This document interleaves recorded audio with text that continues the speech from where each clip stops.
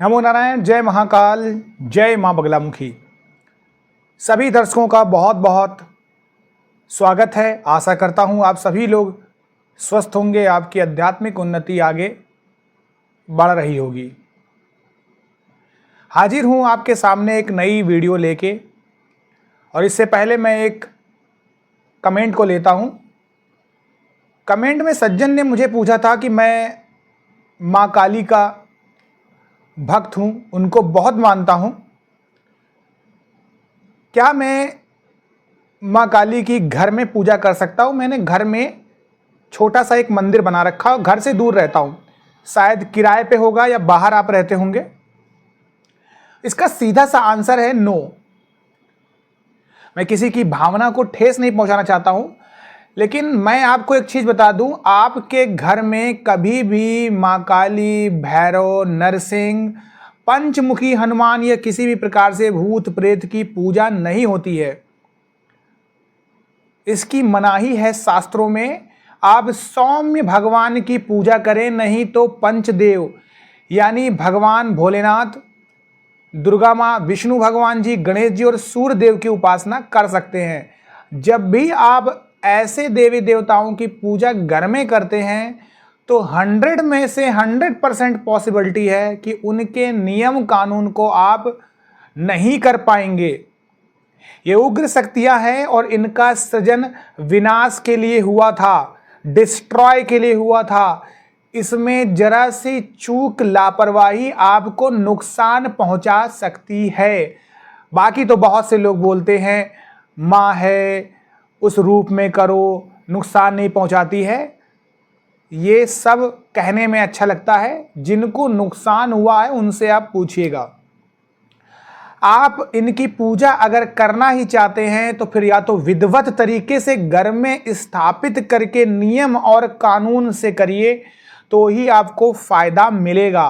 क्योंकि ये शक्तियां नुकसान नहीं पहुंचाती हैं, लेकिन इनके गण उग्र हो जाते हैं, इनके सेवक दास, इनकी योगिनियां गुस्सा भी हो जाती हैं। इसीलिए इनकी पूजा में मनाही है कि घर में ना करें। हो सके तो निर्जन स्थान में, सुनसान जगह पे, जंगलों में, झील के किनारे, तालाब के किनारे, नदी के किनारे, गौशाला में यहाँ कर सकते हैं, जहाँ पर आपको कोई भी डिस्टर्ब ना करे।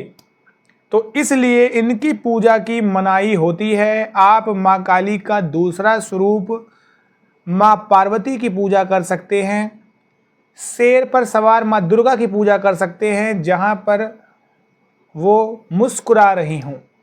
नहीं तो आप अपने घर में पूरे शिव दरबार की स्थापना करके उसकी पूजा करें, रिजल्ट सेम ही होता है। अगला कमेंट है कि मैं सपने में इन भगवान को देखता हूँ जबकि मैं पूजा किसी और की करता हूँ।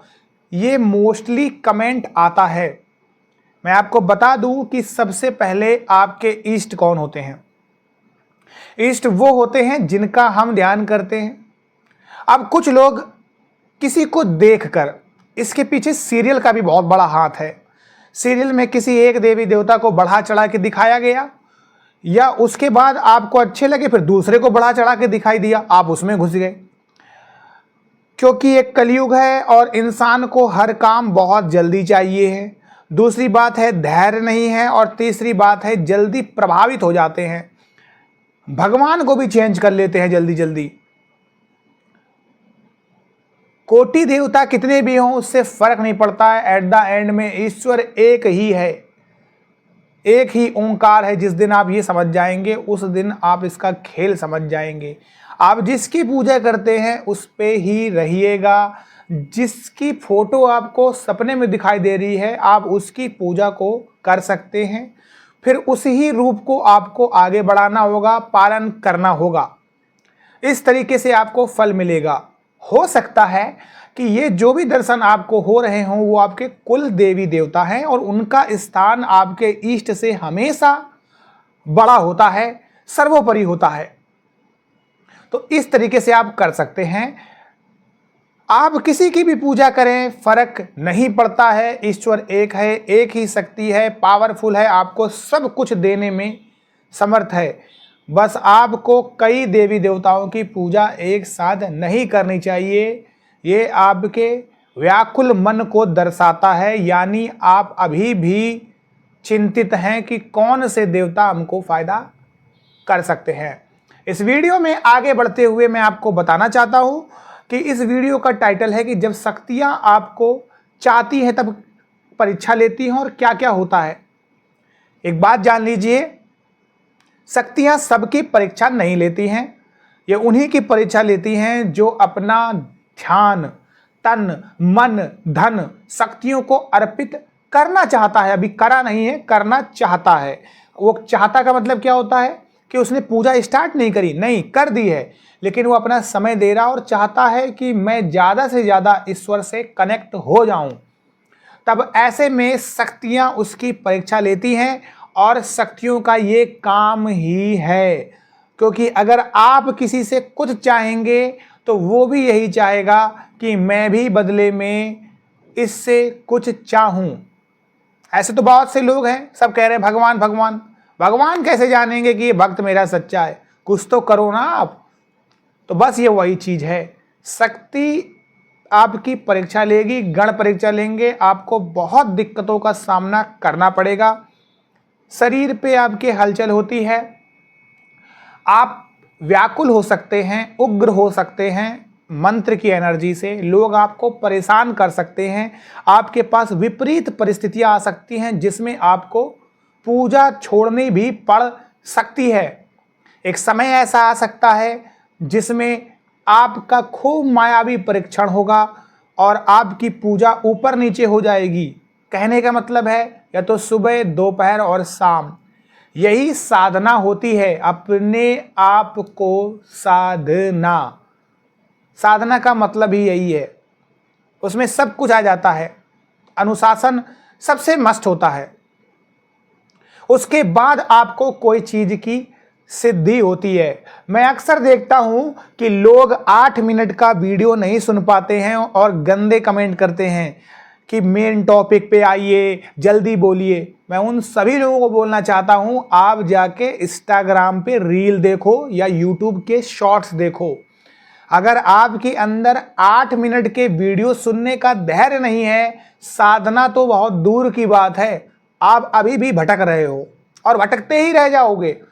कितने वीडियो देख डालो, कितने भी आप YouTube में वीडियो सुन डालो, जिसको चाहे YouTube में गुरु मान लो, जिस भगवान को चाहे गुरु बना लो, कुछ नहीं मिलेगा आपको। ऐसे ही कमेंट करोगे मूर्खों के जैसे। तो यही सच्चाई है। सबसे पहले अपने आप को साधें, और अगर आप ईश्वरी शक्ति से कुछ चाहते हैं तो सबसे पहले विनम्र बने, पेशेंस रखें, उनके तत्व को अपनाएं, उनके आसन का कलर सेम आप लें उनको भी और अपने आप को भी दें। उनकी चुनरी या फिर कोई भी उनका श्रृंगार करते उनके कलर के अनुकूल करें। आप जिस वस्त्र का चुनाव करते हैं अपने लिए वो भी उनके रंगों के अनुरूप करें। इसे बोलते हैं उनके तत्व को अपनाना। पूजा में दीपक का विशेष महत्व होता है, ये रखिएगा।